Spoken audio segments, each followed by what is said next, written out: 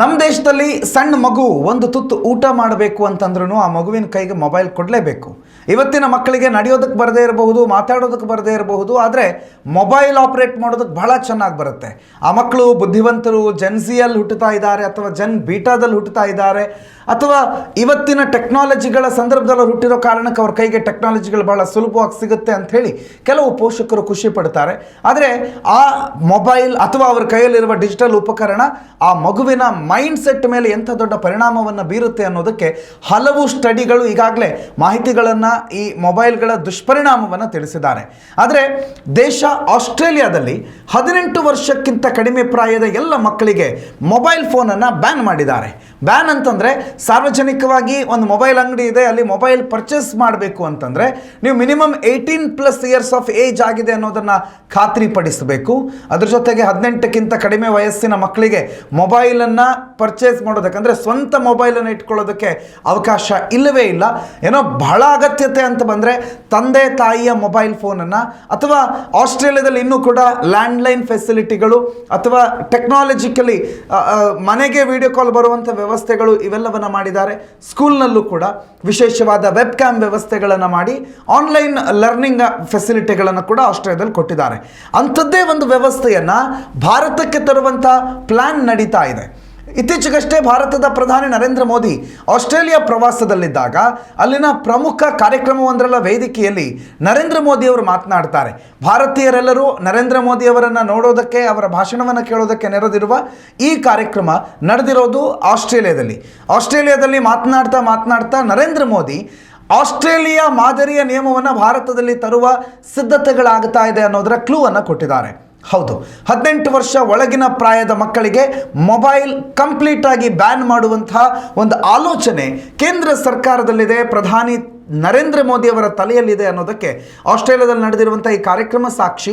ಈಗಾಗಲೇ ಕರ್ನಾಟಕ ಮತ್ತು ಆಂಧ್ರ ಪ್ರದೇಶ ಸೇರಿದಂತೆ ಬೇರೆ ಬೇರೆ ರಾಜ್ಯಗಳು ಮೊಬೈಲ್ ಫೋನ್, ಅದರಲ್ಲೂ ವಿಶೇಷವಾಗಿ ಶಾಲಾ ಮಕ್ಕಳಿಗೆ ಮೊಬೈಲ್ ಫೋನನ್ನು ಕಂಪ್ಲೀಟಾಗಿ ಬ್ಯಾನ್ ಮಾಡುವ ಆಲೋಚನೆ ಚಿಂತನೆಯಲ್ಲಿ ಇದೆ ಅಂತ ಹೇಳುವ ಸಂದರ್ಭದಲ್ಲೇ ಇಡೀ ಭಾರತದಾದ್ಯಂತ 18 ವರ್ಷಕ್ಕಿಂತ ಕಡಿಮೆ ಪ್ರಾಯದ ಮಕ್ಕಳು ಮೊಬೈಲನ್ನು ಸ್ವಂತವಾಗಿ ಪರ್ಚೇಸ್ ಮಾಡೋದಕ್ಕೆ ನಿಬಂಧನೆಗಳನ್ನು ಹಾಕುವ ಮತ್ತು 18 ವರ್ಷ ಪ್ರಾಯಕ್ಕಿಂತ ಕಡಿಮೆ ಇರುವ ಮಕ್ಕಳು ಮೊಬೈಲನ್ನು ಬಳಸೋದಕ್ಕೆ ನಿರ್ಬಂಧವನ್ನು ಹೇರುವ ಎಲ್ಲ ಲೆಕ್ಕಾಚಾರಗಳು ಭಾರತ ಸರ್ಕಾರದ ಮಟ್ಟಿಗೆ ನಡೀತಾ ಇದೆ. ಆದರೆ ಈ ನಿಯಮ ಭಾರತಕ್ಕೆ ಬಂತು ಅಂತಂದರೆ ಇದರಿಂದ ಪ್ಲಸ್ ಎಷ್ಟು ಮೈನಸ್ ಎಷ್ಟು ಎನ್ನುವ ಲೆಕ್ಕಾಚಾರಗಳು ಕೂಡ ನಡೀತಾ ಇದೆ. ಮೊದಲಿಗೆ ನಾವು ನೆಗೆಟಿವ್ ಆ್ಯಂಗಲ್ ಕಡೆ ನೋಡಿದ್ರೆ ಇವತ್ತು ಬಹುತೇಕ ಶಾಲೆಗಳು ಆನ್ಲೈನ್ ಟೀಚಿಂಗು ಅಥವಾ ಆನ್ಲೈನ್ ಮುಖಾಂತರವೇ ಮಕ್ಕಳಿಗೆ ಹೋಮ್ ವರ್ಕ್ ಅಥವಾ ಅಸೈನ್ಮೆಂಟ್ಸ್ಗಳನ್ನು ಕೊಡುವ ಕೆಲಸ ಮಾಡ್ತಾ ಇವೆ. ಅದೆಷ್ಟೋ ಮಕ್ಕಳ ಪ್ರೋಗ್ರೆಸ್ ರಿಪೋರ್ಟ್, ಪ್ರೋಗ್ರೆಸ್ ಕಾರ್ಡ್, ಸ್ಕೂಲ್ನ ಹಲವು ನೋಟಿಫಿಕೇಶನ್ಗಳು ಮೊಬೈಲ್ ಆ್ಯಪ್ಗೆ ಬಂದು ತಲುಪ್ತಾ ಇರುವಂಥ ಸಂದರ್ಭದಲ್ಲಿ ಮೊಬೈಲಿಂದ ಮಗುವನ್ನು ದೂರಕ್ಕಿಟ್ಟು ಆ ಮಗುವಿನ ಎಜುಕೇಷನ್ ಕಂಪ್ಲೀಟ್ ಮಾಡೋದಕ್ಕೆ ಸಾಧ್ಯನಾ ಅನ್ನುವಂಥ ಒಂದು ಪ್ರಶ್ನೆ ಕೂಡ ಸಾಮಾಜಿಕ ವಲಯದಲ್ಲಿ ಈಗ ಕೇಳಿಬಂದಿದೆ.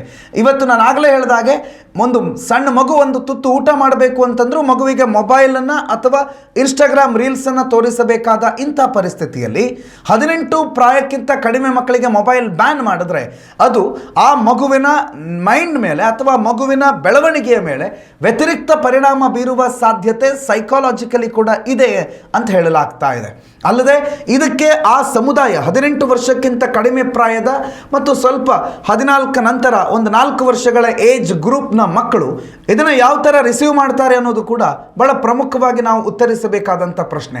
ಫಾರ್ ಎಕ್ಸಾಂಪಲ್ 21 ವರ್ಷಕ್ಕಿಂತ ಕಡಿಮೆ ಮಕ್ಕಳಿಗೆ ತಂಬಾಕು ಉತ್ಪನ್ನಗಳನ್ನು ಮಾರೋ ಹಾಗಿಲ್ಲ, ಆದರೆ ತಂಬಾಕನ್ನು ಸೇದುವ ಅಥವಾ ತಂಬಾಕನ್ನು ಕನ್ಸ್ಯೂಮ್ ಮಾಡುವಂತಹ ಒಂದು large population below 21 years of age ಇದೆ. ಎಲ್ಲಿ ನಿರ್ಬಂಧ ಅನ್ನೋದನ್ನು ಹಾಕಲಾಗುತ್ತೋ ಆ ನಿರ್ಬಂಧ ಹಾಕಿದಾಗ ಕದ್ದು ಮುಚ್ಚಿಯಾದರೂ ಅದನ್ನು ಆಕ್ಸೆಸ್ ಮಾಡೋ ಪ್ರಯತ್ನಕ್ಕೆ ಮಕ್ಕಳು ಬರ್ತಾರೆ. ಅದು ಮಕ್ಕಳ ಮೈಂಡ್ ಕೂಡ, ಮಕ್ಕಳ ಸೈಕಾಲಜಿ ಕೂಡ ಹೌದು. ನಿಷೇಧ ಮಾಡಿದ್ದಾರೆ, ನೋಡೋಣ ಅದನ್ನು ಬಳಸಿದ್ರೆ ಏನಾಗ್ಬಿಡುತ್ತೆ ಅನ್ನುವಂಥ ಒಂದು ಸಣ್ಣ ಆಲೋಚನೆ ಮಕ್ಕಳನ್ನು ಆ ಆಬ್ಜೆಕ್ಟ್ ಅಥವಾ ನಿಷೇಧಿಸಲ್ಪಟ್ಟಂಥ ವಸ್ತುವಿನ ಕಡೆಗೆ ಬಹಳ ಪ್ರಮುಖವಾಗಿ ಅಟ್ರಾಕ್ಟ್ ಮಾಡುತ್ತೆ. ಮತ್ತು ನಿಷೇಧ ಮಾಡಿದ್ದಾರೆ ಅಂತಂದರೆ ಸಹಜವಾಗಿ ಅಲ್ಲೇನೋ ಸ್ಪೆಷಲ್ ಇರಬೇಕು, ಹಾಗಾಗಿ ಅದನ್ನು ನಿಷೇಧ ಮಾಡಿದ್ದಾರೆ ಅನ್ನುವಂತಹ ಒಂದು ವಿಶೇಷವಾದಂತಹ ಕುತೂಹಲ ಮಕ್ಕಳ ಮನಸ್ಸಲ್ಲಿ ಮೂಡಿ ಕೂಡಿತ್ತು ಅಂತಂದರೆ ನೀವು ಆ ಮಕ್ಕಳನ್ನು ಕಳ್ಳದಾರಿಯಿಂದ ಆ ವಸ್ತುವನ್ನು ಬಳಕೆ ಮಾಡದೆ ಬಿಡೋದಿಲ್ಲ. ಹಾಗಾಗಿ ಇದನ್ನು ಈ ಜನ್ರೇಷನ್ ಹೇಗೆ ಪಡೆಯುತ್ತೆ ಅಥವಾ ಹೇಗೆ ರಿಸೀವ್ ಮಾಡುತ್ತೆ ಅನ್ನೋದು ಕೂಡ ಇಲ್ಲಿ ಬಹಳ ಪ್ರಮುಖವಾಗಿ ಆಲೋಚನೆ ಮಾಡಬೇಕಾದ ವಿಚಾರ. ಇನ್ನು ಇದರ ಪಾಸಿಟಿವ್ ಸೈಡನ್ನು ನೋಡಿದ್ರೆ ಇವತ್ತಿನ ಮಕ್ಕಳು, ಇವತ್ತಿನ ಜನ್ರೇಷನ್ ಸಂಸ್ಕೃತಿ, ತಂದೆ ತಾಯಿ, ಗುರು ಹಿರಿಯರು, ಗೌರವ ಇವೆಲ್ಲವನ್ನ ಮರಿತಿರೋದೆ ಮೊಬೈಲ್ನಿಂದ. ತಂದೆ ತಾಯಿ ಮನೆಯಲ್ಲಿದ್ದಾರ, ಎದುರುಗಡೆ ಕೂತಿದಾರ ಅನ್ನುವ ಲೆಕ್ಕಾಚಾರವೇ ಇಲ್ಲ. ಮಗು ಜೊತೆ ಕೂತ್ಕೊಂಡು ಊಟ ಮಾಡುವ ಅಥವಾ ತಂದೆ ತಾಯಿ ಜೊತೆಗೆ ಮಾತಾಡ್ತಾ ಊಟ ಮಾಡುವ ಸಂಪ್ರದಾಯವೇ ಹೋಗ್ಬಿಟ್ಟಿದೆ.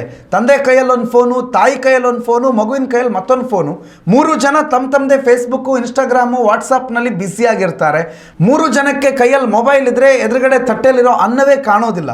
ಅಂಥದ್ರಲ್ಲಿ ಅಕ್ಕಪಕ್ಕದಲ್ಲಿ ಕೂತಿರೋರು ಯಾರು ಕಾಣ್ತಾರೆ ಅನ್ನುವಂಥ ಇವತ್ತಿನ ಪ್ರಪಂಚದಲ್ಲಿ ಮಕ್ಕಳಿಗೆ 18 ವರ್ಷಕ್ಕಿಂತ ಕಡಿಮೆ ಇರುವಂಥ ಮಕ್ಕಳಿಗೆ ಮೊಬೈಲ್ ಫೋನನ್ನು ಬ್ಯಾನ್ ಮಾಡೋದು ನಿಜವಾಗ್ಲೂ ಮಕ್ಕಳ ಬೆಳವಣಿಗೆಗೆ ಪೂರಕವಾದಂಥ ಒಂದು ಅಂಶ. ಸಾಮಾನ್ಯವಾಗಿ ಮಕ್ಕಳು ಓದು, ಆಟ, ಪಾಠ, ಕ್ರೀಡೆ ಇದನ್ನು ಬಿಟ್ಟು ಮಕ್ಕಳು ವಿಚಲಿತ ಆಗುವಂಥ ಸಾಧ್ಯತೆಗಳು ಕಡಿಮೆ ಆಗುತ್ತೆ ಮೊಬೈಲ್ ಫೋನ್ ಒಂದು ವೇಳೆ ಬ್ಯಾನ್ ಆಯಿತು ಅಂತಂದರೆ. ಇನ್ನು ಮೊಬೈಲ್ ಫೋನ್ ಬ್ಯಾನ್ ಮಾಡೋದ್ರಿಂದ ಅನಗತ್ಯವಾದಂತಹ ಇವತ್ತಿನ ಈ ಕಾಲದ ಸಂಬಂಧಗಳನ್ನು ಕೂಡ ಕಡಿವಾಣ ಹಾಕುವ ಸಾಧ್ಯತೆ ಇದೆ.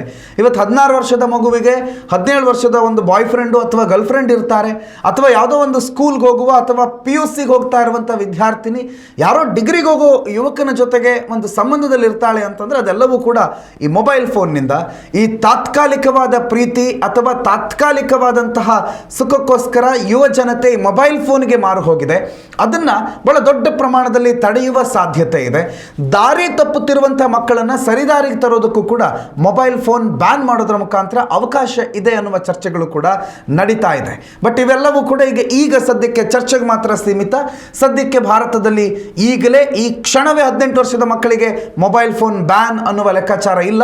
ಬಟ್ ಅತಿ ಶೀಘ್ರವಾಗಿ ಅಥವಾ ಈ ಒಂದು ವರ್ಷದ ಒಳಗಾಗಿ ಅಥವಾ ಈ ಟರ್ಮ್ ಮುಗಿಯೋದ್ರೊಳಗಡೆ ನರೇಂದ್ರ ಮೋದಿ ಸರ್ಕಾರ 18 ವರ್ಷದ ಒಳಗಿನ ಮಕ್ಕಳಿಗೆ ಮೊಬೈಲ್ ಬ್ಯಾನ್ ಮಾಡಿದ್ರು ಆಶ್ಚರ್ಯ ಪಡಬೇಕಾಗಿಲ್ಲ. ಆಸ್ಟ್ರೇಲಿಯನ್ ರೀತಿಯ ಕಾನೂನನ್ನು ಭಾರತದಲ್ಲೂ ಜಾರಿ ಮಾಡುವ ಆಲೋಚನೆಯಲ್ಲಿ ನಾವಿದ್ದೇವೆ ಅಂತ ಹೇಳಿರುವ ನರೇಂದ್ರ ಮೋದಿ ಅವರ ಮಾತು ಇಡೀ ಭಾರತದಾದ್ಯಂತ ಒಂದು ಸಂಚಲನವನ್ನು ಸೃಷ್ಟಿ ಮಾಡಿದೆ.